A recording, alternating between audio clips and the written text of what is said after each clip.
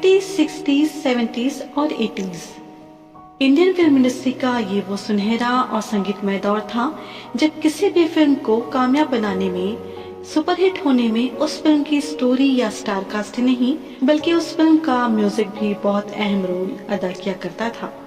अगर ये कहा जाए कि फिल्म को कामयाब बनाने में 50% हाथ स्टोरी या स्टार कास्ट का हुआ करता था तो 50% गानों का।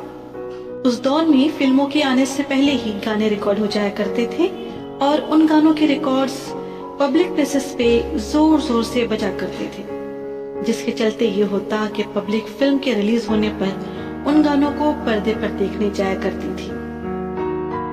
ऐसे ही 60s के दशक में एक फिल्म आई थी जिसका नाम था एक मुसाफिर एक हसीना।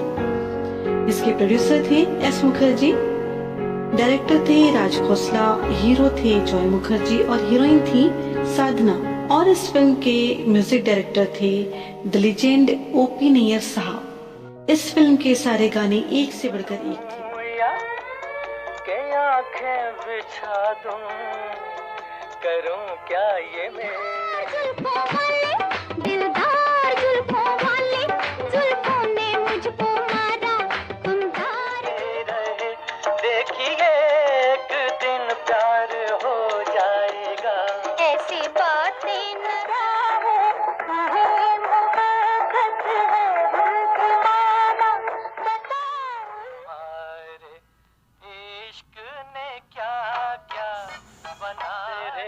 शहरों में लुटने को चला आया हूँ, फिर मोहब्बत नहीं है तो फिर और क्या। बस पब्लिक इंतजार कर रही थी फिल्म के रिलीज होने का और अपने पसंदीदा नगमों को बड़े पर्दे पर पिक्चराइज होते देखने का। लेकिन फिल्म रिलीज होने से पहले कुछ ऐसा हुआ जिसकी वजह से इस फिल्म के एक सुपरहिट नगमे को इस फिल्म में जगह ही नहीं मिली। वो कौन सा नगमा था और उसे इस फिल्म में जगह न मिलने के पीछे क्या वजह थी, आइए जानते हैं उस सॉन्ग से रिलेटेड कुछ सुने अनसुने पहलू। 1962 में आई फिल्म एक मुसाफिर एक हसीना के सभी गानों में कुछ ऐसा जादू था कि लोग उन गानों का पिक्चराइजेशन देखने के लिए बहुत बेचैन थे। इस फिल्म के लगभग सभी गाने रिकॉर्ड हो चुके थे, सिर्फ एक गाने को छोड़कर। उस गाने को रिकॉर्ड करने में नैयर साहब को बहुत परेशानी हो रही थी। सारे म्यूजिशियंस का तालमेल न मिलने की वजह से परेशान नैयर साहब ने एक दिन सभी म्यूजिशियंस और सिंगर्स को एक वक्त दिया और रिकॉर्डिंग शुरू की।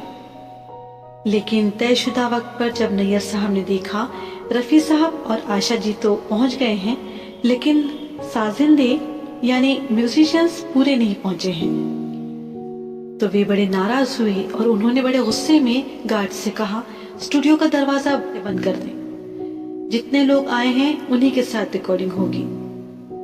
बता दें कि नैयर साहब अपने वक्त के बहुत पाबंद थे और थोड़े गर्म मिजाजी भी थे।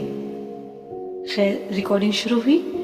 रफी साहब और आशा जी ने बहुत कमाल गाया और फिर उस रिकॉर्डिंग को फिल्म के निर्माता निर्देशक के पास पिक्चराइजेशन के लिए भेज दिया गया। लेकिन जब उस सॉन्ग का वीडियो शूट होने का वक्त आया तब पता चला कि इस गाने में तो बहुत बड़ी गड़बड़ हो गई है। वो गड़बड़ क्या थी हम आपको बताएंगे, लेकिन पहले तो सवाल ये उठता है कि अगर गड़बड़ हो भी गई थी तो उसे सुधारा जा सकता था, तो फिर नैयर साहब ने उस सॉन्ग की गलती को क्यों नहीं सुधारा। तो दोस्तों बता दें कि उस वक्त एक गाना रिकॉर्ड करने में कई कई घंटे लग जाया करते थे, क्योंकि रिकॉर्डिंग लाइव हुआ करती थी। एक एक इंस्ट्रूमेंट कई कई साजिंदे बजाया करते थे और उन सब का सही से सिंक्रोनाइजेशन होना बड़ा मुश्किल काम हुआ करता था। साथ ही साथ सिंगर्स को भी लाइव ऑर्केस्ट्रेशंस के साथ गाना पड़ता था। जरा सी गलती होती और फिर से रिकॉर्डिंग पूरी करनी पड़ती। आजकल टेक्निकल इक्विपमेंट्स होने की वजह से बहुत आसानी से रिकॉर्डिंग्स हो जाया करती है, लेकिन उस दौर में ये सब सुविधाएं ना होने की वजह से एक सॉन्ग रिकॉर्ड करने में कई कई दिन लग जाया करते थे। और वैसे भी नैयर साहब साजिंदों की वजह से पहले ही परेशान चल रहे थे। उस पर फिल्म प्रोड्यूसर और डायरेक्टर का फिल्म को जल्द से जल्द रिलीज करने का प्रेशर बढ़ता जा रहा था, जिसके चलते ये डिसाइड हुआ कि इस सॉन्ग को फिल्म से ही निकाल दिया जाए। जी हाँ दोस्तों, हुआ यही, फिल्म रिलीज हुई और इस गाने के बगैर ही हुई। इस गाने को उस फिल्म में जगह नहीं मिली। बता दें कि इस गाने का वीडियो कहीं भी मौजूद नहीं है, क्योंकि उस गलती की वजह से ये सॉन्ग शूट ही नहीं किया गया।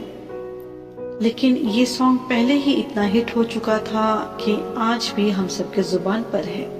चलिए अब ये जानते हैं कि वो सॉन्ग कौन सा था और वो गलती क्या थी। वो सॉन्ग था बड़ा ही फेमस, मैं प्यार का राही हूँ तेरी जुल्फ के साए में कुछ देर ठहर जाऊं, तुम एक मुसाफिर हो कब छोड़ के चल दोगे ये सोच के घबराऊं, मैं प्यार का राही हूँ। बहुत ही खूबसूरत सॉन्ग था जिसे रफी साहब और आशा जी ने बड़ी ही खूबसूरती के साथ गाया था। लेकिन बस एक गलती की वजह से इसे फिल्म से अलग कर दिया गया। इस गाने का मुखड़ा तो बिल्कुल सही था, जो गड़बड़ हुई थी वो हुई थी अंतरों में। पहला अंतरा था, तेरे बिन जी लगे ना अकेले, हो सके तो मुझे साथ ले ले, नाज़नी तू नहीं जा सकेगी छोड़कर जिंदगी के झमेले। अब यहां तक तो सब ठीक था। इसके बाद आशा जी को गाना था, ना मैं हूं नाज़नी ना मैं हूं महाजबी, आप ही की नजर है दीवानी। लेकिन आशा जी से गलती हुई और उन्होंने गा दिया, जब भी छाए घटा याद करना जरा, 7 रंगों की हूं मैं कहानी। इसके बाद रफी साहब ने दूसरा अंतरा गाया, प्यार की बिजलियां मुस्कुराए देखिए आप पर गिर न जाए, दिल कहे देखता ही रहूं मैं सामने बैठकर ये अदाएं। अब यहाँ पर आशा जी को गाना था, जब भी छाए घटा याद करना जरा, 7 रंगों की हूं मैं कहानी। लेकिन ये लाइंस तो आशा जी ने पहले ही गा दी थी। उन्होंने यहाँ गाया, ना मैं हूं नाज़नी ना मैं हूं महजबी, आप ही की नजर है दीवानी। इस तरह से पूरे गाने की लाइंस ही उलट पुलट हो गई।